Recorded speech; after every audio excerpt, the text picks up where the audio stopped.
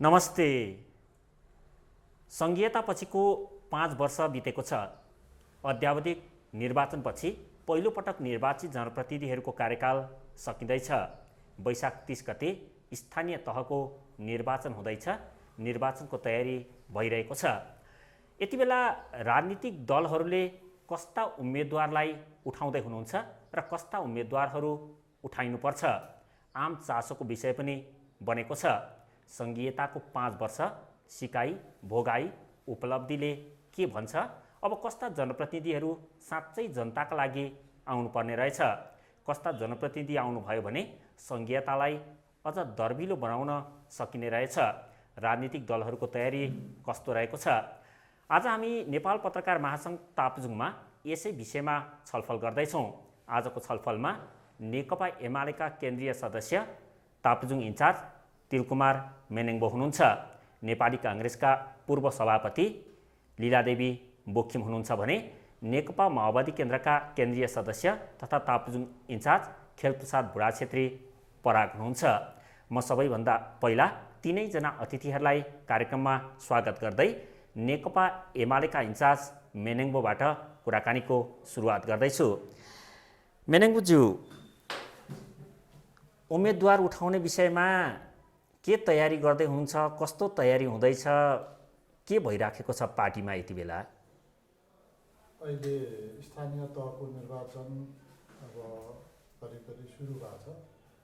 हामी स्थानीय तहको निर्वाचनको तयारीमा छौँ र अहिले हाम्रो पार्टीको टोल कमिटी, वडा कमिटी, पालिका कमिटीहरूमा घनीभूत छलफल भइरहेको छ र भएमध्येको सबैभन्दा इमान्दार, योग्य, कुशल, जनताप्रति समर्पित, विकास निर्माणप्रति समर्पित र विकास निर्माणमा आफ्ना दृष्टिकोणहरू पनि भएका साथीहरूलाई भएमध्येका योग्य, सक्षम हाम्रा नेताहरूलाई हामी उम्मेदवार बनाउने तयारीमा छौँ।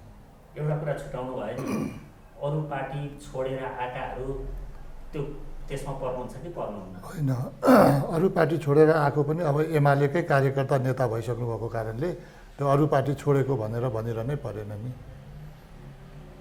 पराग सर, तपाईँहरूको तयारी चाहिँ के छ? कस्ता उम्मेदवार तयार गर्दै हुनुहुन्छ यसपालिको स्थानीय तहको निर्वाचनमा? तपाईँहरूको क्राइटेरिया, मापदण्ड कस्तो छ?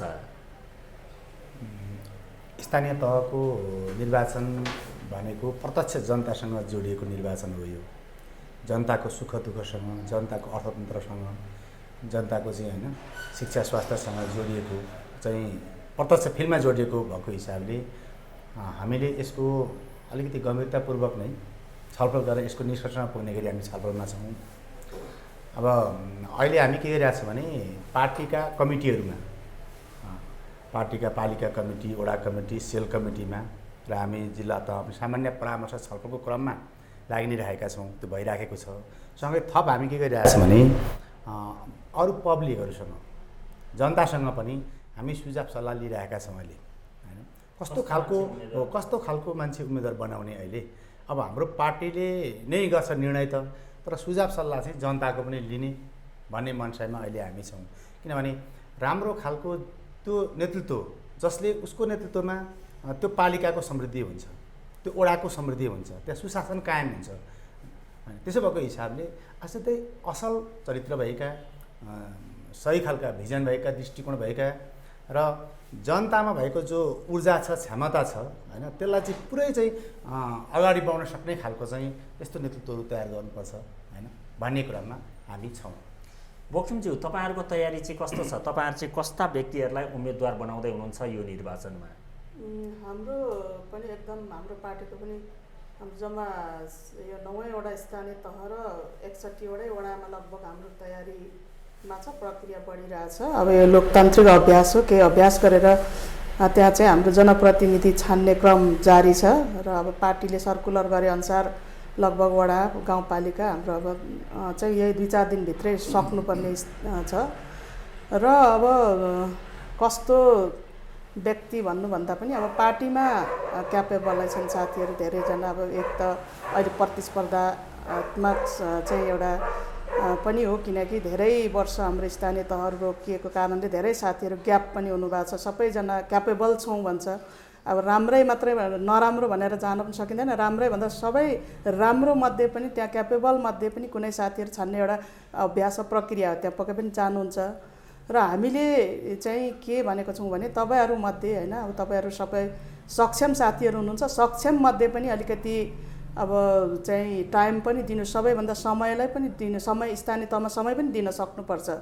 भोलि चाहिँ जनप्रतिनिधि हुने एउटा कुनै पनि जिम्मेवारी पदमा बस्ने तर आफ्नो जिम्मेवारी वहन गर्न सकिँदैन, त्यस्तो साथीहरू चाहिँ बरु अलग रहेर कसैलाई सपोर्ट गर्ने र त्यहाँ चाहिँ जनता प्रेमी हुनु पर्यो, अब विकास प्रेमी हुनु पर्यो। चाहिँ अब जुन जिम्मा लिइसकेपछि भोलि चाहिँ अब पार्टीबाट निर्वाचित भए पनि त्यहाँ चाहिँ एउटा चाहिँ सरकारको प्रतिनिधिको हैसियतले त्यहाँ सबैजनालाई मिलाएर काम गर्नु सक्नुपर्छ, त्यस्तो खालको साथीहरू तपाईँहरू छानेर आउनुहोस्, छानिएर आउनुहोस् भन्ने खालको एउटा हामीले चाहिँ जिल्ला स्तरबाटै सर्कुलर भनौँ, हामी साथीहरूसँग त्यही खालको परामर्श दिएर उहाँहरू एकदम तीव्रताको साथ अगाडि बढिरहनु भएको छ।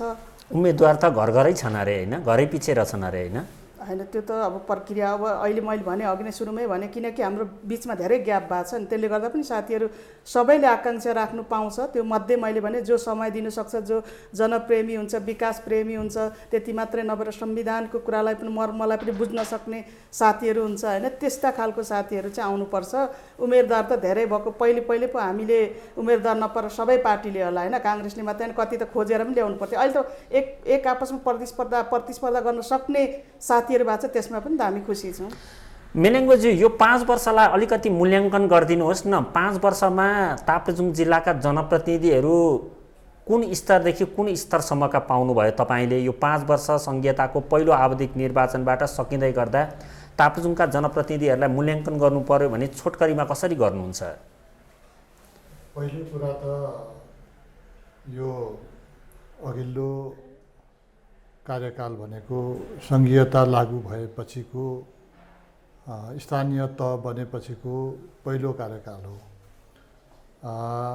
जुन कार्यकालमा स्थानीय तहका भनौँ न प्रमुख अध्यक्ष उपाध्यक्षहरूले सुरुदेखि नै काम गर्नुपर्ने भएकोले कतिपय कुराहरू जनताले अपेक्षा गरे अनुसार हुन सकेन होला, किनभने कार्यालय स्थापना गर्नेदेखि लिएर सम्पूर्ण कुराहरूको चाहिँ व्यवस्थापन गर्नुपर्ने भएकोले धेरै समय त वास्तवमा उहाँहरूले त्यसमा खर्च गर्नु पर्यो र पहिला त्यसको संरचना नबनिसकेको हिसाबले संरचना निर्माण गर्ने, अगाडि बढाउने कुरामा पनि उहाँहरू केही समय लाग्नु पर्यो। यद्यपि समग्र रूपमा हेर्दाखेरि स्थानीय तहले जति पनि काम गर्यो त्यो पहिलो कार्यकालमा उहाँहरूले जुन काम गर्नुभएको छ मलाई लाग्छ त्यो एउटा महत्त्वपूर्ण काम नै गर्नुभएको छ, किनभने स्थानीय सरकारले के काम गर्न सक्छ, के गर्न सकिन्छ भन्ने कुरा त त्यो पहिलो अनुभव हो। त्यसकारणले पहिलोपटक निर्वाचित भएका जनप्रतिनिधिहरूले जुन हिसाबले काम गर्नुभयो तुलनात्मक रूपले भन्दाखेरि ताप्लेजुङ जिल्लामा सकारात्मक रूपले नै काम गर्नुभएको छ र ठिकै ढङ्गले काम गर्नुभएको छ भन्ने मलाई लाग्छ। तपाईँको पार्टीबाट निर्वाचित जनप्रतिनिधिहरूलाई 1, 2, 3, 4 गरेर छुट्याउने, मूल्याङ्कन गर्ने पार्टीको काम त निश्चय नै त्यो पनि हो नि, आफ्ना जनप्रतिनिधिहरू कसरी गर्दैछन् भनेर। त्यसरी छुट्याउनु भयो कि छुट्याउनु भएन?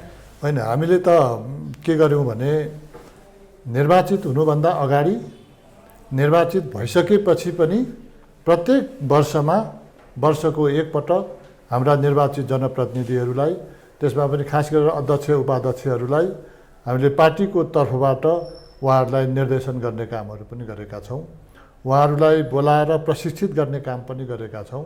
त्यसो भएको हुनाले ताप्लेजुङ जिल्लामा नेकपा एमालेबाट जित्नुभएका 5 जना अध्यक्षहरू, नगर प्रमुखसहित 5 जना अध्यक्षहरूले वास्तवमा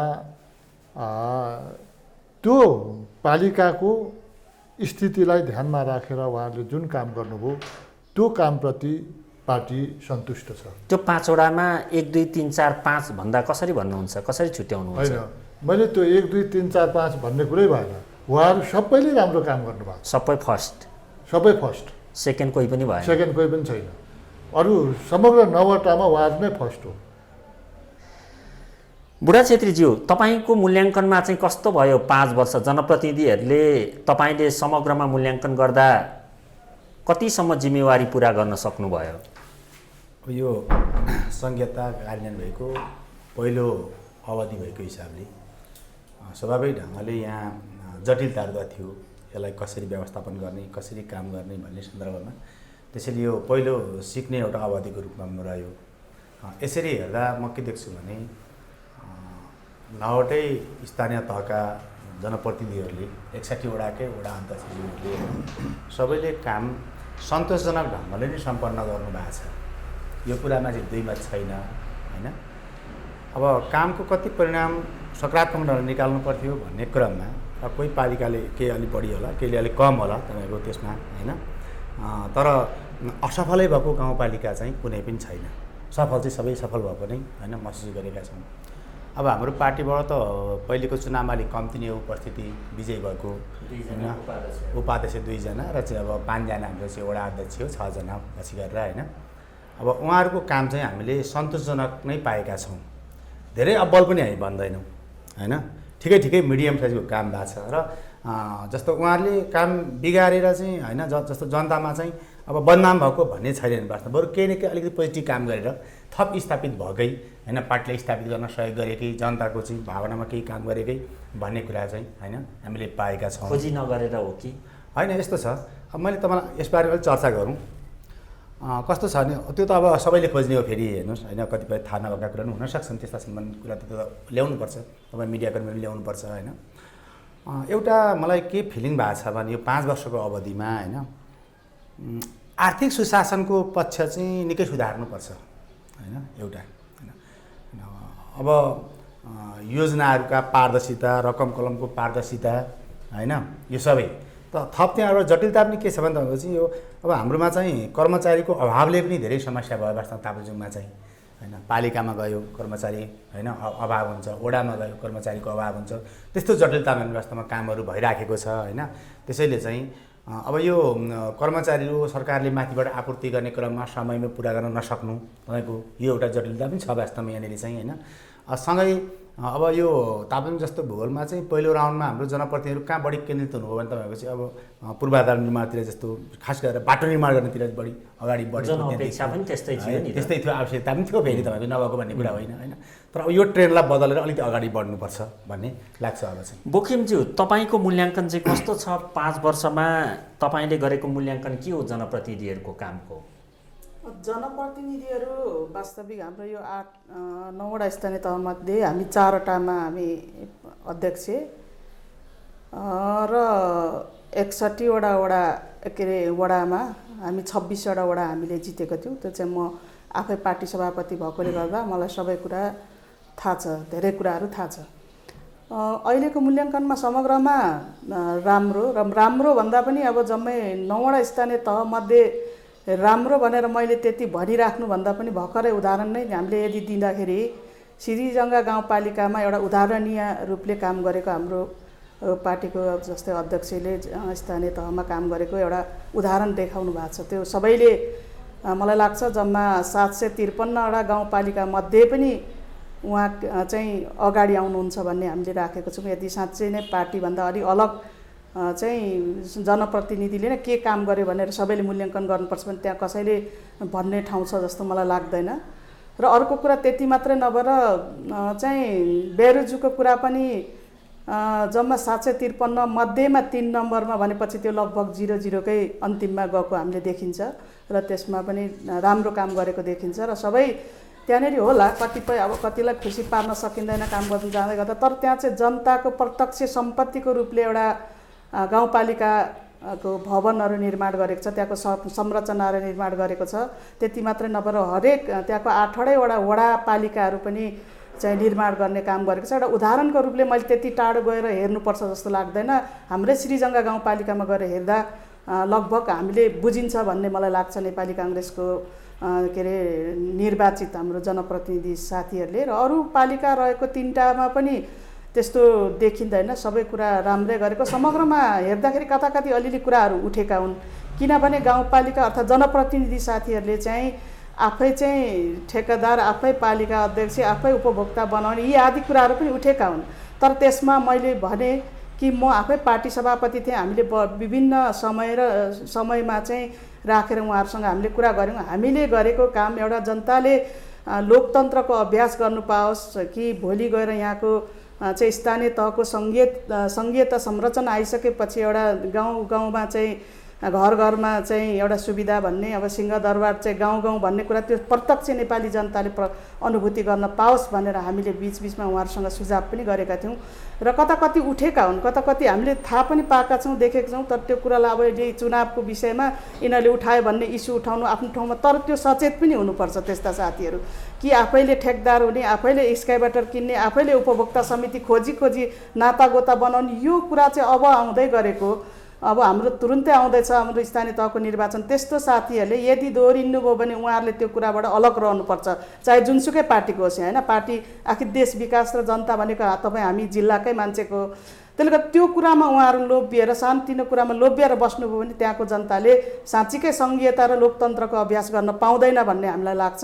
त्यसैले गर्दा हामीले सतर्क गरेको छौँ र राम्रोसँग अब कता कति भन्दै थियौँ अघि नै, हामी केही त अभ्यासमै उहाँहरूको समय बित्यो र धेरै कुरा कतिले अब जानेर गर्छ, नजानेर गर्छ। जानेर गर्ने बदमासी छुट्टै हुन्छ, नजानेर केही नबुझेर गरेको कुरा त्यो आफ्नो ठाउँमा हुन्छ भन्ने मलाई लाग्छ। बुढा छेत्रीज्यू, हामीले राम्रो गरे, राम्रो भयो भनिराख्दाखेरि निर्वाचन नजिकै जाँदा फेरि पनि एउटा चर्चा के सुरु भयो भने जोसँग दाम छ अब उसैलाई भोट दिने भन्ने जनताहरू त्यत्तिकै छन्, अनि जसले पैसा दिन्छ उसलाई भोट दिने भन्ने। अनि तपाईँहरूले उम्मेदवार छान्दै गर्दा पनि कसले खर्च गर्न सक्छ उसलाई उम्मेदवार छान्ने भन्ने मापदण्ड पनि घोषणा नगरे पनि त्यो पनि हेरेको देखिन्छ। हामीले के सिक्यौँ 5 वर्षमा? अब दोस्रो पटक निर्वाचन हुँदै गर्दा हाम्रो यो सिकाइले हामी कति अगाडि जान सक्छौँ? अब यसमा चाहिँ यो लोकतन्त्रको सबभन्दा दुर्गुण होइन, यो बहुदलीय व्यवस्थाको, संसदीय व्यवस्थाको सबभन्दा अवगुण र दुर्गुण के रहेछ भने हामी चुनावमा जाँदाखेरि भनेको असाध्यै खर्चिलो हुने चाहिँ होइन। अब यो कारणले नै यो अहिलेको व्यवस्था निकै आलोचित पनि भइरहेको छ चाहिँ, स्थानीय तहमा होस्, चाहे सङ्घमा होस्, चाहे प्रदेशमा होस्, सबै ठाउँमा निकै ठुलो स्केलमा पैसा चाहिने जो कुरा आयो यो चाहिँ यो अशुभ छ वास्तवमा, यो राम्रो छैन। यसले चाहिँ ठुलो स्केलमा चाहिँ असर गरिरहेको छ सरकारमा बस्नेहरूलाई, चुनाव जित्नेहरूलाई, चुनाव हार्नेहरूलाई पनि, तपाईँको चाहिँ चुनाव लड्नेहरूलाई सबैलाई असर गरिरहेको छ। यो प्रति हामी सचेत बन्नुपर्छ एउटा पाटो, र आगामी दिनमा यसलाई करेक्सन गर्ने खालको चाहिँ प्रणाली हामीले डेभलप गर्नु जरुरी छ चाहिँ होइन। अब यही प्रणाली मार्फत यस्तै ढङ्गले मात्रै हामीले चाहिँ गयौँ भने चाहिँ होइन हामी धेरै अगाडि जान सक्दैनौँ। यो निर्वाचनमै सम्भव छ कि छैन त्यो? अब यही निर्वाचनमा चाहिँ कस्तो भने यसलाई हामीले खर्च घटाउने उपाय खोज्नुपर्छ। यसमा चाहिँ के हो त्यो उपाय? यही निर्वाचनमा त हामीले प्रणाली बदल्ने कुरा भएन, यही अहिलेको संविधानभित्रकै प्रणालीलाई लिएर हामीले चाहिँ अब जानु पर्यो चुनावमा त। तर यसलाई चाहिँ खर्च घटाउने कुरा कस्तो भने एउटा कुरा त म के भन्छु भने जनतालाई हाम्रो पार्टीले पनि उम्मेदवारी खडा गर्दा र जनताले पनि छान्दाखेरि सबभन्दा सक्षम, सबभन्दा त्यहाँको चाहिँ ऊर्जाशील सक्षम नेतृत्वलाई नै के हो त विजय गराउनु, जनताको भविष्यको लागि त्यो होइन राम्रो छ होइन। जुनसुकै पार्टीको भए पनि कि तपाईँको पार्टीको होइन, मेरो पार्टीको राम्रो छ भने मेरो पार्टीकोलाई नै पार्टीका ढङ्गले त हामीले हिसाबै गर्ने भयौँ, पार्टीलाई नै माग्ने भयौँ। तर अब हाम्रो पार्टीको उम्मेदवार भन्दा होइन अर्को कुनै पार्टीको या स्वतन्त्र भनौँ न पार्टीहरू चाहिँ कोही स्वतन्त्र मान्छे चाहिँ एकदम क्रिएटिभ माइन्डको आयो भने तपाईँको त्यो समाजलाई पुरै नयाँ ढङ्गले लिड गर्ने खालको चाहिँ होइन कोही आयो भने होइन त्यो कुरोलाई पनि जनताले चाहिँ सोच्नुपर्छ भन्ने पक्षमा म चाहिँ लाग्छ। किनभने प्रत्यक्ष जनतासँग जोडेको कुरा हो कि यो चाहिँ होइन। यो माथि होइन जनताभन्दा टाढा भएको प्रदेशको सङ्घको सरकार होइन नि, त्यो त यो त दैनिक जनताको घर दैलोमा उपस्थित हुने सरकार हो। त्यसो भएपछि जनताको सेवामा समर्पित हुने त्यस्तो खालको नेतृत्वलाई के हो त भनेदेखि होइन हामीले चाहिँ विजय गराउनुपर्छ। र मेरो दाबी चाहिँ अब त्यस्तो खालको नेतृत्व अब हामी दिन सक्छौँ भन्ने हो होइन, त्यो त जनताले फैसला गर्ने हो भोलि, त्यो सधैँ पार्टीमा चाहिँ। मैले थोरै तपाईँ राख्नु भएको कुरा चाहिँ अब खर्च घटाउने उपाय के हुन सक्छ भने हामीले जस्तो यो हाम्रो जुन कल्चर छ नि तपाईँको चाहिँ चुनाव लागिसकेपछि भनेको चाहिँ अब हरेक ठाउँमा तपाईँको चाहिँ अनावश्यक ढङ्गले खर्च बढ्ने वास्तवमा चाहिँ यो कुरालाई चाहिँ हामी दलहरूले नै र हाम्रो जनतालाई सचेत बनाएर चाहिँ भोट माग्ने कुरा हो।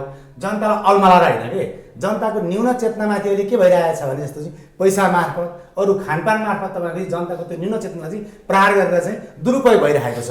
यो दुरुपयोग गर्ने कुराबाट चाहिँ हामीले के जनतालाई मुक्त गरेर हामीले के गर्नुपर्छ भने सचेततापूर्ण ढङ्गले चाहिँ अगाडि बढ्ने वातावरण क्रिएट गर्नुपर्छ। यो कुरामा चाहिँ हाम्रो पार्टी लाग्छ। अब तपाईँले भनेको जस्तो अब हामीले चाहिँ त्यो फेरि पैसा कोसँग बढी छ भन्नाले सोचेका छैनौँ। यसचोटि हामीले के होइन विगतका हामीसँग अनुभव छौँ, विगत अलिक प्र्याक्टिस गऱ्यौँ। यसचोटि हाम्रो पुराको पुर के छ भने उम्मेदवार जोसुकै भए पनि त्यहाँको पार्टी लड्ने हो चुनाव त। त्यसले गर्दाखेरि तपाईँको चाहिँ होइन आवश्यक खर्चको म्यानेजमेन्ट भनेको पार्टी लागेर गर्ने कुरा हुन्छ। मेनेङ बज्यू, तपाईँ पनि जिन्दगीभरि राजनीति गर्नुभएको मान्छे, अहिले पनि राजनीतिमै सक्रिय हुनुहुन्छ।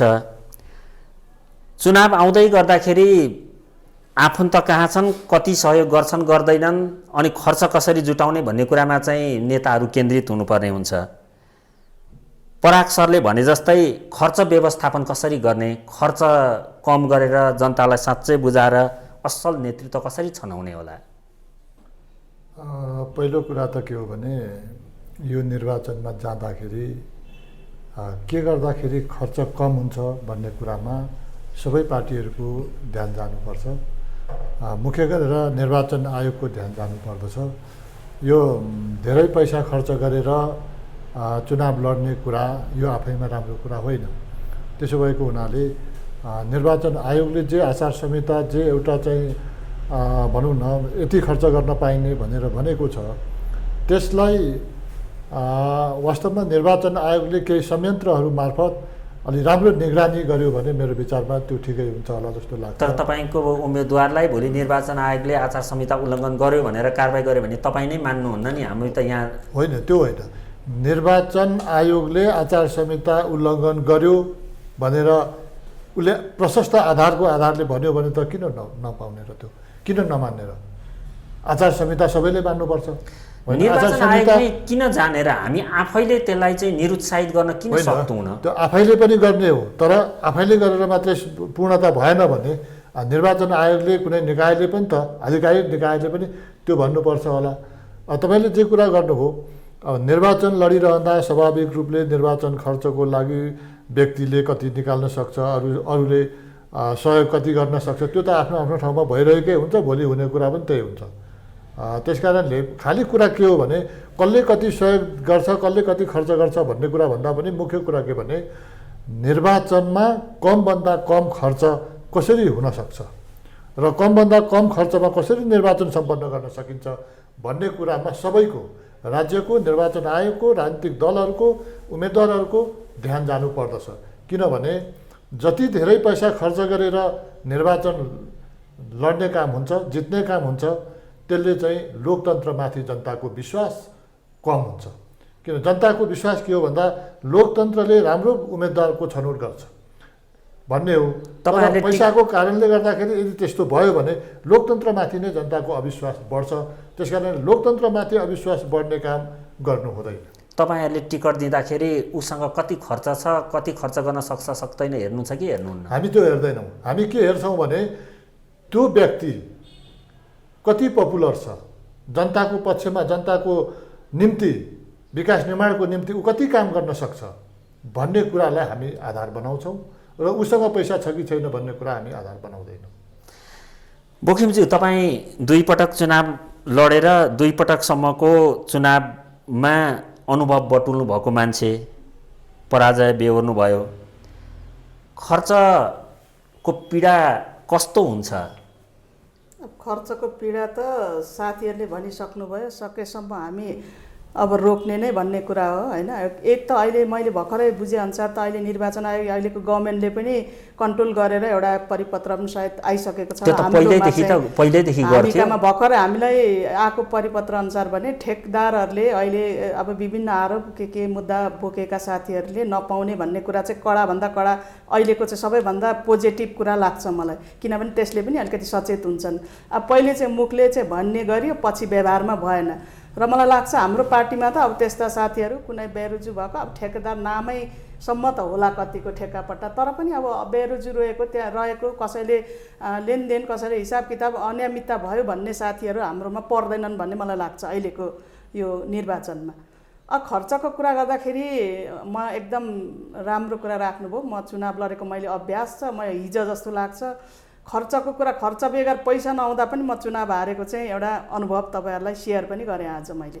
किनकि अब हाम्रो पार्टी चाहिँ सबैभन्दा अलिक निरीह पनि पैसा नहुने, यहाँ हेर्दै गर्दा सबैले देखेका छौँ गाडीहरू घुड्दै गर्दाखेरि मान्छेहरू कुद्दै गर्दाखेरि कति को पार्टीको गाडी बढी कुदेको थियो, उहाँहरूसँग कति पैसा थियो, त्यो सबै कुरा मान्छेले जनताले मूल्याङ्कन गरेका छन्। मलाई लाग्छ म एउटा हार्नको कारण चाहिँ मुख्य कारण चाहिँ पैसा पनि नभएर हो र हामीसँग पैसा अहिले पनि हाम्रो पार्टीले कलेक्सन गर्दैन, लेबी पनि उठाउँदैन। अहिले चाहिँ एउटा सजिलो भएको छ नि, बियरका बोतल पनि साना साना साइजका आएका छन्, कम मूल्यका। होइन त्यो त आफ्नो ठाउँमा छ होइन, धेरै कुरा अब हाम्रो मान्य अब तिलकुमारजीले भने जस्तै कन्ट्रोल गर्न खोज्ने हो, हामीले गर्ने हो।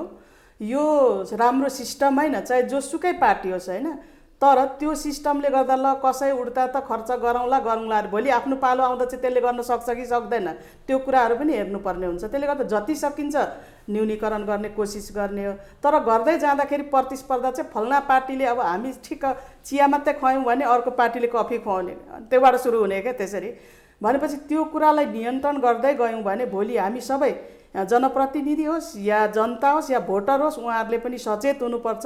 किनकि अहिलेको मैले चाहिँ एउटा कुरा के पनि देख्छु भने नेता जनप्रतिनिधि जो उम्मेदवार हुँदै त्यसलाई मात्रै होइन, जनता पनि सचेत हुनु पर्यो। तपाईँको पार्टीको एकजना उम्मेदवारलाई त आरोप नै थियो चियासम्म खुवाउनुहुन्न भन्ने होइन? त्यही भएर म हारेको, मैले भनिसकेँ त्यस्तो कुरा। किनभने अब जस्तै हामीको अहिलेको भोटर साथीहरूले अहिलेको कुनै बार्गेनिङ गर्यो भने भोलि गएर उहाँहरूले काम भने जस्तो पाउने कि नपाउने, त्यो 2-3टा कुरा छ। अब जस्तै जित्ने उम्मेदवारहरू म त यथार्थमा जान्छु, म धेरै कुरा त्यस्तो धेरै बोल्न पनि मलाई आउँदैन। त्यसले गर्दाखेरि यथार्थ मैले भोगेको कुरा, हाम्रो जिल्लामा भोगिएको कुराहरू चाहिँ अब जनप्रतिनिधि भएर जान्छ, ऊ चाहिँ अब ठुलो खर्च गरेर जान्छ भने उसले भोलि जनताले भने जस्तो काम गर्ने कि नगर्ने प्रश्न चिन्ह त्यहाँ पनि छ। किनकि उसले चाहिँ अब म यति खर्च गरेर जितेको छु, म कसैलाई टेर्दिनँ, उसले भनेको मान्दिनँ भने एउटा घमण्ड बढ्ला त्यसलाई। भनेपछि जनताले पनि मैले हिजो यसलाई मागेर यस्तो यस्तो व्यवहार गरेको छु, मैले यसलाई भन्नु सक्ने कि सक्ने, उसले पनि कन्फिडेन्ट भएर त्यो मान्छेलाई जनप्रतिनिधिलाई उसले पनि राम्रोसँग कुरा राख्नु सक्दैन होइन। त्यसले गर्दा जति सकिन्छ अब यहाँ जिम्मेवारी साथीहरू हामी सबैजना छौँ, सकिन्छ हाम्रो जिल्लालाई कन्ट्रोल गरौँ, सकिन्छ देशलाई। गभर्मेन्टले पनि अहिले धेरै कुराहरू कन्ट्रोल गर्दै ल्याएको मैले देखेको छु, पाएको छु, भर्खर परिपत्रहरू आएको छ। यो कुरालाई पालना गऱ्यौँ भनेदेखि हामी अलिकति घट्ने क्रममा जान्छौँ। हामी कुरा चाहिँ मेरो गर्ने तीनैजना नेताहरूलाई एउटा सामूहिक प्रश्न, टिकट पाउने बेलामा टिकट माग्नेले पनि किन्नुपर्छ नेतासँग भन्ने तपाईँहरूमाथि आरोप पनि छ नि। फेरि यो विगतको परिपाटी पनि अलि त्यस्तो भयो, अब यसपालि पनि नेतैलाई किन्नुपर्छ भन्ने पनि कता कति आवाजहरू सुनिन्छ। अब यो चाहिँ हाम्रो पार्टीमा चाहिँ मैले चाहिँ देखेको छुइनँ। हामी अब एकदम तल्लो लेभलबाट चाहिँ राजनीति गरेको कार्यकर्ता, हामी कसैलाई पैसा दिएर अहिलेसम्म 2-2चोटि टिकट पाउँदा पनि 1 रुपियाँ दिएको थाहा छैन होइन। र हाम्रोदेखि उँधो रहेको अहिले अब स्थानीय तहलाई पनि कसैलाई 1 ग्लास चिया लिएर हामी चाहिँ टिकट दिन्छौँ भनेर त्यस्तो खालको आश्वासन पनि देखाएको छैन। त्यो कुरा अब जनताले भोलि बोल्ने कुराहरू हुन्छ, त्यो कुरा कहीँ उठेका छन्। कतिपय सत्य कति असत्य कुरा हुन्छ, त्यो त अब मैले मात्र यहाँ भनेर साध्य छैन, सबै कुरा सिद्धिँदैन। तर त्यो परिपाटीबाट हामी हटेनौँ भने यो देशमा हाम्रो लोकतन्त्र आएको, यो सङ्घीय संरचना भएको काम छैन, त्यो सबैले हटाउनु त्यो कोसिस गर्नु। मेनेङ्गुजी, यो आरोपमा कतिको सत्यता छ? नागरिकहरूबाट कहिले कहिले आवाज सुनिन्छ अब टिकटको बार्गेनिङ गर्दै गर्दा अथवा टिकटमा प्रतिस्पर्धा गर्दै गर्दा नेतालाई नै बोकेर जानुपर्छ, टिकटै किन्नुपर्छ भन्ने पनि गाईगुई सुन्ने गरिन्छ। यो चाहिँ कस्तो भने तपाईँले यो सम्झेर कल्पना गरेर प्रश्न गर्नुभयो। हामी चाहिँ यो कुरा कल्पना पनि गर्दैनौँ। यो उम्मेदवार हुँदाखेरि उम्मेदवार पाउनको लागि नेताहरूलाई पैसा दिनुपर्ने भन्ने कुरा हामी कल्पना पनि गर्दैनौँ। किनभने हाम्रो पार्टी हिजो 46 सालदेखि यता चुनाव लड्दै आउँदाखेरिको हाम्रो लामो अनुभव छ।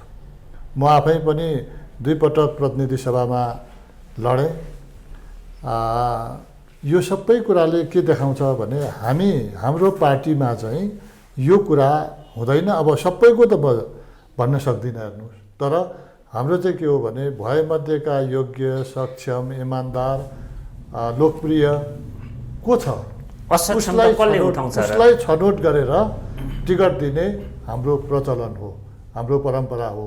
त्यसो भएको हुनाले तपाईँले जे क्वेसन गर्नुभयो त्यो चाहिँ हाम्रो पार्टीभित्र हामी त्यो कल्पना पनि गर्दैनौँ। कार्यकर्ताहरूले पछि त्यसरी जानुपर्छ, जाने दिन आउँदैन। कुनै काहीँ त्यस्तो भएछ भने त्यो त हाम्रो त कारबाहीको विषय बन्छ।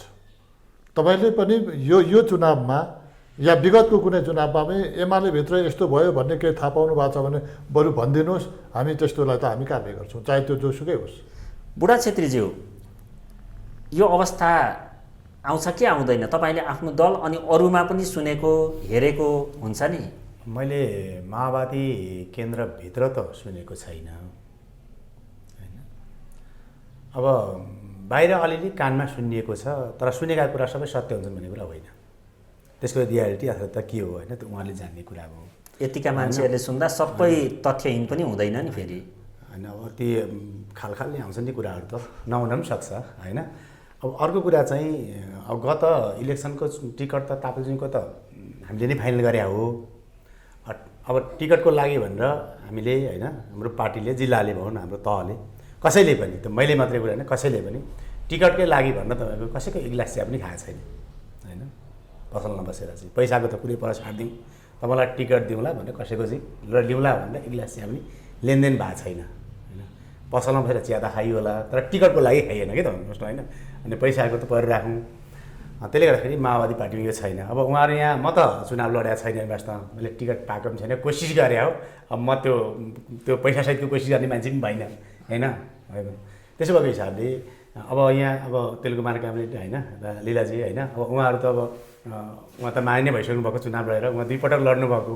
अब उहाँलाई अलिक बढी थाहा हुन्छ यस्तो कुरा चाहिँ, अब त्यो चाहिँ होइन के गर्नुपर्छ भन्ने कुरामा पर्छ पर्दैन भन्ने कुरा चाहिँ होइन, मलाई यो कुरा थाहा भएन र मेरो जीवनमा म यो लागु हुँदैन तपाईँले भन्ने कुरा। र हाम्रो पार्टीभित्र कसैले होइन अब त्यो देशैभरि आए चाहिँ हामी त्यो हेडक्वार्टरमा सूचना गर्छौँ बरु होइन, त्यस्तो छ भने। अब यही जिल्लाभित्र चाहिँ त्यस्तो यो हुँदैन र छैन पनि। सबैले के भन्नुहुन्छ भने उम्मेदवार कस्तालाई उठाउने भन्दा सक्षम, योग्य, विकास प्रेमी, लोकप्रिय भन्नुहुन्छ। त्यसको परिभाषा के हो? कस्तालाई सक्षम भन्ने, कस्तालाई लोकप्रिय भन्ने, कस्तालाई योग्य भन्ने? यो त समग्र कुरा गर्नुभयो तपाईँले। सक्षम भनेपछि केमा सक्षम हुनु पऱ्यो भन्ने आयो नि त होइन। सक्षम त एउटा शब्द हो, तर यो त समग्र शब्द हो नि त। सक्षम भनेपछि केमा सक्षम हुनु पऱ्यो भनेदेखि होइन, उसले आफ्नो पार्टीको लाइन विचार लागू गर्न सक्षम हुनु पऱ्यो एउटा कुरा होइन।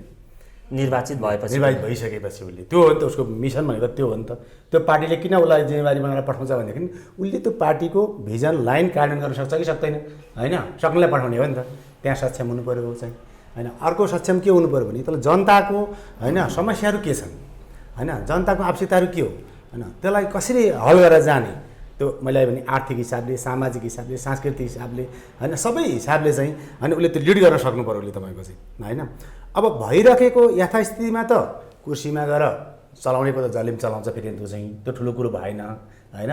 तर अब हामीले विकासको गतिलाई त अगाडि बढाउनु भए त उसले नयाँ नयाँ ढङ्गले सोध्नु पऱ्यो नि त। अर्थतन्त्र कसरी नयाँ ढङ्गले बनाउने, समाजलाई कसरी नयाँ ढङ्गले रूपान्तरित गर्ने होइन, समग्र विकासलाई कसरी चाहिँ होइन शैक्षिक सामाजिक हिसाबले कसरी अगाडि बढाउने, यस्ता कुराहरूमा के हो त ऊ चाहिँ क्रिएटिभ मान्छे हुनुपर्छ कि त्यो मान्छे सक्षम हुँदै जान्छ भन्ने लाग्छ। आइपरेका समस्याहरूलाई हल गर्न सक्नु पऱ्यो, जस्तो जस्तो च्यालेन्जहरूको पनि सामना गर्न सक्नु पऱ्यो, हल गर्दै चाहिँ जनताको सेवा गर्न सक्नु पऱ्यो होइन। त्यो न हो सक्षम भनेको जस्तो लाग्छ। मेनेङ्गुज्यू, स्थानीय तहको निर्वाचनमा प्रदेश सङ्घको दाबी गर्ने अथवा म त्यो लेभलको नेता हुँ, मेरो त्यहाँ क्षमता रहन्छ भन्ने नेताहरू स्थानीय तहको निर्वाचनमा अथवा स्थानीय तहको नेतृत्व गर्न फर्किने कि नफर्किने, अनि त्यस्तो वातावरणहरू पार्टीले बनाउने कि नबनाउने, बनाउँछ कि बनाउँदैन? अनि पहिलो कुरा त के हुन्छ भने यो स्थानीय तहमा उम्मेदवार को हुने, के हुने भन्ने कुरा पहिलो कुरा त मान्छेको आफ्नो स्वतन्त्रताको कुरा हो। अब हामीमा चाहिँ कस्तो छ भने यो सांसद भइसकेको मान्छे तल आउनु हुँदैन भन्ने पनि छ होइन, सामान्यता हुन्छ कि हुँदैन? होइन, हुँदैन भन्ने त होइन, तर सामान्यता के हुन्छ भने सांसद भइसकेपछि उसले त्यही ठाउँमा फेरि पनि आश गर्ने एउटा कुरा होला, तर तल नआउन सक्छ। तर खास गरेर ठुल्ठुला नगरहरूमा जस्तै महानगरपालिकाहरूमा हाम्रो चाहिँ चलन कस्तो छ भने अब महानगरपालिकाको मेयरभन्दा चाहिँ अब सांसदहरू अलि बढी ठुला नेताहरू जानुपर्छ भन्ने एउटा सोचाइ छ, तर त्यस्तो होइन। तपाईँ दुनियाँको उदाहरणहरू हेर्ने हो भने नगरपालिकाको मुख्य नगरपालिकाको चाहिँ मेयरहरू अर्को पटक राष्ट्रपतिको क्यान्डिडेट हुन्छन् र उनीहरू जितेर राष्ट्रपति हुन्छन्। तर हाम्रो चाहिँ अब त्यस्तो मनस्थिति छैन। तर त्यस्तो होइन, नगरपालिकाहरूमा महानगरपालिकाहरूमा चाहिँ भयमध्येका योग्य मान्छेहरू उठेर त्यसको विकास निर्माणको अभियानलाई अगाडि बढाउने कुरा त्यो महत्त्वपूर्ण हुन्छ। किनभने देश निर्माण गर्ने कुरा भनेको के हो भने मुख्य गरेर ठुल्ठुला सिटीहरूलाई, सहरहरूलाई चाहिँ हामीले व्यवस्थित गर्न सक्यौँ र त्यस्तो किसिमको दृष्टिकोण राख्ने नेताहरूलाई त्यहाँ पुर्याउन सक्यौँ र त्यसको राम्रो ढङ्गले चाहिँ उन्नति प्रगति गर्न सक्यौँ भने देश अगाडि बढ्छ। त्यस कारणले यो वा त्यो भन्ने होइन। तर मुख्य कुरा के हो भने गाउँपालिकामा उठ्नेले गाउँपालिका बनाउने उसँग दृष्टिकोण भिजन के छ, नगरपालिकामा उठ्ने मान्छेले उसको आफ्नो दृष्टिकोण के छ, त्यो कुरा महत्त्वपूर्ण कुरा हुन्छ। त्यस कारणले हाम्रो चाहिँ कुरा के हो भने उम्मेदवार बन्न चाहने नेताहरूले म यो पालिका, यो नगर, यो गाउँ म यसरी बनाउँछु भन्ने स्पष्ट दृष्टिकोण पार्टीभित्र पनि राख्नुपर्छ र आम जनताको बिचमा पनि राख्नुपर्छ र मलाई यो कारणले मलाई भोट दिनुहोस् भनेर उनले आफ्नो दृष्टिकोण, विकास निर्माणसँग सम्बन्धित कुरा र मानव संसाधनसँग सम्बन्धित कुरा, हाम्रो सोचाइमा कस्तो छ भने विकास भनिसकेपछि बाटो बनाउने, कुलो बनाउने, होइन, सडक बनाउने, स्कुल बनाउने, भवन बनाउने मात्र हो। तर त्यति मात्र होइन, विकास भनेको चाहिँ यसको दुईटै पाटाहरू छ। एउटा मानव संसाधनको विकास, जनताहरूलाई कसरी चाहिँ वास्तवमा अगाडि बढाउने भन्ने कुरामा पनि हाम्रो ध्यान केन्द्रित हुनुपर्दछ। विकास निर्माण बाटोघाटो बनाउँदैमा मात्रै विकास भन्ने पनि अर्थ लाग्दैन हेर्नुहोस्। त्यस कारणले यो दृष्टिकोण जसको स्पष्ट छ हामी उसलाई क्यान्डिडेट बनाउँछौँ र जनताको बिचमा त्यो उम्मेदवारको दृष्टिकोण लिएर हामी जान्छौँ। बोकिमज्यू, छोटोमा भनिदिनुहोस् न, उम्मेदवारको क्षमता कसरी मापन गर्ने? होइन, अब उम्मेदवारको क्षमता मापनै गर्दा त त्यसको प्रक्रिया छ। लोकतान्त्रिक प्रक्रियामा जाँदाखेरि सबैभन्दा ठुलो त्यसको सर्टकटमा मैले भन्नुपर्दा चुनावी प्रक्रिया हुन्छ।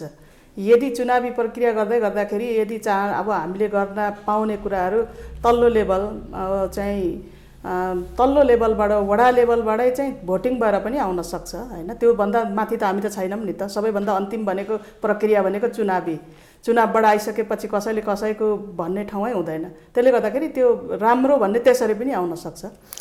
मेनेङ्गोज्यू, अहिले ताप्लेजुङ जिल्लाको 9वटा स्थानीय तहमध्ये हेऱ्यो भने हामीलाई भन्नुभए अनुसार 2जना गाउँपालिका अध्यक्षहरूले अब हामी फेरि दोहोऱ्याउँदैनौँ, अथवा एकजनाले चाहिँ हामी दोहोऱ्याउँदैनौँ भन्नुभएको छ। एकजना मिक्वा खोला गाउँपालिकाको अध्यक्षज्यूसँग चाहिँ हाम्रो पनि सम्पर्क भएको छैन। अलि स्वास्थ्यको कारणले पनि नदोहोऱ्याउनु होला कि भन्ने उहाँका आसपासका नजिकका कार्यकर्ताहरूको भनाइ छ। सिरिजङ्गा गाउँपालिकाको अध्यक्षले अब म दोहोऱ्याउँदिनँ भन्नुभएको छ। अधिकांशको चाहना हेऱ्यो भने फेरि दोहोऱ्याउने छ। नेतृत्व किन दोहोऱ्याउने? होइन, एउटा कुरा के हो भने हरेक पार्टीका नेताहरूले, कार्यकर्ताहरूले, राजनीतिक कर्मीहरूले म देशको लागि, म आफ्नो जिल्लाको लागि, म आफ्नो पालिकाको लागि, आफ्नो नगरको लागि म काम गर्छु भन्ने उम्मेद राख्नु स्वाभाविकै हो। त्यस कारणले स्थानीय सरकारको नेतृत्व गर्नको लागि म योग्य छु, म तयार छु भन्ने कुरा राम्रै कुरा हो। भोलि पार्टीले उम्मेदवार कसलाई बनाउँछ त्यो बेग्लै कुरा हो, होइन। जनताले कसलाई निर्वाचित गर्छन् त्यो बेग्लै कुरा हो। तर सम्बन्धित हिजो त्यो ठाउँमा गएर नेतृत्व गर्ने साथीहरूले होइन म त अब गर्दिनँ भन्ने कुरा त्यो भन्नुभन्दा पनि त्यहाँ गएर अझै धेरै काम गर्छु, मैले गर्न बाँकी कामहरू धेरै छन् भनेर भन्नु त्यो राम्रो होला जस्तो लाग्छ मलाई। बुढा छेत्रीज्यू, तपाईँहरूले चाहिँ नेतृत्व जो निर्वाचित हुनुभयो उहाँहरूलाई फेरि नदोहोऱ्याउने भन्नुभएको छ सकेसम्म। तपाईँहरूले चाहिँ किन दोहोरिन नदिने? होइन, हाम्रो पार्टीले चाहिँ होइन केन्द्रले सकेसम्म नदोहोऱ्याउने भन्ने छ। फेरि नदोहोऱ्याउने भन्ने पुरै पूर्णविराम लगाउने भन्ने छैन। सकेसम्म नदोहोऱ्याउने, नयाँलाई दिने, अरू नयाँ आओस् भन्नेमै छ पार्टी, होइन। अब फेरि आवश्यक परेको ठाउँमा पुरानो पनि दोहोरिन सक्छ, त्यसमा त समस्या छैन। तर यहाँनिर कहाँ अलिकति समस्या छ भने हाम्रो चाहिँ यो सबैको समस्या हो, होइन। यो उसमा चाहिँ अब नेतृत्व चुनाव हुन्जेल पार्टीप्रति ऊ प्रतिबद्ध हुन्छ। जब चुनावबाट इलेक्टेड भएर ऊ पुग्छ नि त्यो कुर्सीमा, त्यस पछाडि चाहिँ त्यो पार्टी बिर्सिने क्या, होइन। जुनसुकै पार्टीको होस्, होइन, त्यो पार्टी बिर्सिनेर अनि ऊ आफै मनोमानी ढङ्गले काम गर्न थाल्ने, यो एउटा के हो त परिपाटी छ। यसले असर गरेको छ भन्ने मलाई लाग्छ चाहिँ समग्रमा। त्यो के हुन्छ भने मान्छे नहो एउटै मान्छेको दिमागमा सबै कुरा त आउँदैन नि। यो कुरो त कुर्सीमा बस्ने बित्तिकै चाहिँ फुरुरु दिमागमा फुरेर आउने चिज हो र त्यो त होइन नि त। त्यसले गर्दाखेरि त्यो पार्टीसँग सरसल्लाह गरी छलफल गरी पार्टीको चाहिँ भिजन अन्तर्गत गई अथवा अरू समाजका प्रबुद्ध व्यक्तित्वहरू हुन्छन्। वास्तवमा अहिले यहाँ समस्या भएको छ नि त, कतिपय म देखिरहेको छु तपाईँ हेर्नुहोस् न होइन, राम्रो राम्रो चाहिँ तपाईँ इकोनोमिक ज्ञान भएका तपाईँको चाहिँ युवा जेनेरेसन आइरहेछन्। वास्तवमा चाहिँ समाज रूपान्तरणको अभियन्ताहरू आइरहेछन् होइन। त्यस्तोहरूसँग पनि तपाईँको चाहिँ राजनीतिक नेतृत्वले त्यहाँदेखि ती निर्वाचित चाहिँ अब इलेक्टेड अध्यक्षहरूले वास्तवमा चाहिँ होइन त्यो समितिले चाहिँ छलफल चलाउँदै गइसकेपछि अनि जनतामा चाहिँ कहिलेकाहीँ तपाईँको चाहिँ इन्ट्रेक्सन गरेर चाहिँ जनताबाट पनि सुझाव सल्लाह लिँदै जाने हो भने तपाईँको चाहिँ निकै ठुलो स्केलमा चाहिँ सुधार आउँछ जस्तो लाग्छ मलाई चाहिँ। तर हामी यहाँ कहाँ त्यो साँगुरिन्छौँ भने चुनाव जितेर कुर्सीमा बसिसकेपछि अनि घेरा साँगुरो हुन थाल्छ कि तपाईँको चाहिँ सम्पर्कको घेराहरू साँगुरो हुन थाल्छ वास्तवमा। यो चाहिँ हाम्रो यो व्यवस्थाको लागि यो घातक छ वास्तवमा। यो ट्रेन्डलाई हामीले चेन्ज गऱ्यौँ भने निकै ठुलो सुधार फेरि ती भित्रैबाट आउँछ जस्तो मलाई चाहिँ लाग्छ। बोकिमज्यू, नेतृत्व दोहोरिन दिने कि नयाँ नेतृत्व ल्याउने? त्यो त हामी अब स्थानीय तहलाई अधिकार दिने भन्ने पनि अनि अब जिल्लाबाट हामीले कन्ट्रोल गर्न त मिल्दैन। हेर्नुहोस् होइन, तल्लो तहबाट मैले अघि पनि भनिसकेँ एउटा प्रक्रियाले यदि उसलाई दोहोरिन्छ भने अब तल टोल लेभलबाटै चाहिँ टोलबाट नै उसलाई जनताले चाहेको छ, मागेको छ, उसले राम्रो काम गरेको छ, उसलाई फेरि पुनः पनि हामीलाई चाहिन्छ भने त हामीले रोक्ने कुरा छैन। तर अब सकेसम्म हामीले नेतृत्व दोहोरिनु नदोहोरिनु भन्दा पनि हामी जो हुन्छौँ उसले पनि यो चाहिँ एउटा प्रक्रियाबद्ध हामी अरूलाई पनि चान्स दिउँ भने चाहिँ अरूलाई पनि एउटा चान्स हुन्थ्यो र उहाँहरूले पनि काम गरेको प्र्याक्टिस हेर्न पाउँथ्यौँ भन्ने चाहिँ हुन्छ। तर हामीले रोक्नै पर्छ उहाँहरूलाई भन्ने चाहिँ छैन। न केन्द्रमा हाम्रो पार्टीको नीति पनि छैन र हामीले भन्न पनि सकिँदैन, मिल्दैन। अन्तमा जाँदै अबको नेतृत्व कस्तो आउने एकपटक फेरि भनिदिनुहोस् न। नेतृत्व कस्तो ल्याउने, कस्तो आउने, कस्तो खालको रोज्ने, पार्टीले कस्ता व्यक्तिलाई जिम्मेवारी दिने? नेतृत्व त अब हामीले दिँदाखेरि हामीले पटक पटक भनिराखेका छौँ जनप्रेमी होइन, त्यहाँनिर विकास प्रेमी। अब अहिलेको एकदम सबैभन्दा एकदम सेन्सिटिभ कुराहरू यो संविधान रक्षा गर्न सक्ने केही बुझेको साथीहरू आउनु पर्यो र लाग्छ हामीभन्दा धेरै जनता बुझ्नेछन्, अहिलेको भोटर बुझ्नेछन्, कार्यकर्ता बुझ्नेछन्, हामीभन्दा पनि धेरै बुझ्ने तल्लो तहमा पनि मान्छे छन्। तिनीहरूले चाहेको मान्छे आयो भने पक्कै पनि स्थानीय तहको नेतृत्व जो निर्वाचित हुन्छ त्यसले सफलसँग काम गर्न सक्छ, अर्थात् नेतृत्व लिन सक्छ भन्ने हाम्रो चाहना त्यो अनुसारको आउँछ। त्यो दुई मात्रै छैन, हामीले छानिराख्नु तल्लो त्यो लेभलबाट आउनु पर्यो। स्थानीय तहलाई अधिकार भन्ने सबै कुरा सङ्घीय संरचना भन्ने अनि फेरि माथिबाट छान्दै आयौँ भने त्यो नमिल्ला। त्यसले गर्दा तलबाट जस्तो मान्छे काम गर्न सक्ने क्यापेबल मान्छे आउँछ, क्यापेबल धेरैजना साथी क्यापेबल छ, त्यो मध्येबाट पनि छानिएर आखिर प्रक्रियामा त एकजना आउनुपर्छ। कुनै पनि गाउँ तह स्थानीय तहलाई नेतृत्व गर्दै गर्दा भने त्यो छानेर पठाउँछ, त्यसलाई स्वीकार्नुपर्छ। मेनेङ्गुज्यू, एकपटक फेरि भनिदिनुहोस् न, नेतृत्व कस्तो ल्याउने? अब मैले अघि पनि भने भएमध्येका सबैभन्दा इमान्दार, योग्य, सक्षम व्यक्तिलाई उम्मेदवार बनाउने हो। जोसँग आफ्नो गाउँपालिका, आफ्नो नगरपालिका, आफ्नो वडा बनाउने उसँग भिजन छ, योजना छ, कार्ययोजना छ, त्यस्ता नेताहरूलाई हामीले उम्मेदवार बनाउने हो। र तपाईँको यो मिडिया मार्फत म के पनि आग्रह गर्न चाहन्छु भने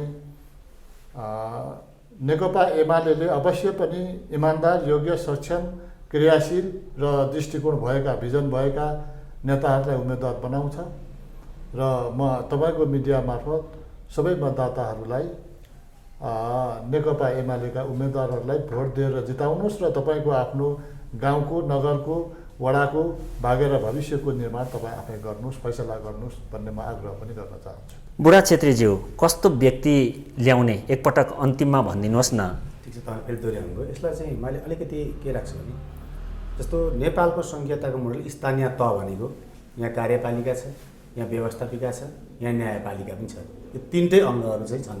यो चाहिँ त्यसो भएको हिसाबले यो सम्बन्धी ज्ञान भएका होइन र चाहिँ त्यसलाई म्यानेज गर्न सक्ने आफ्नो तहमा रह्यो।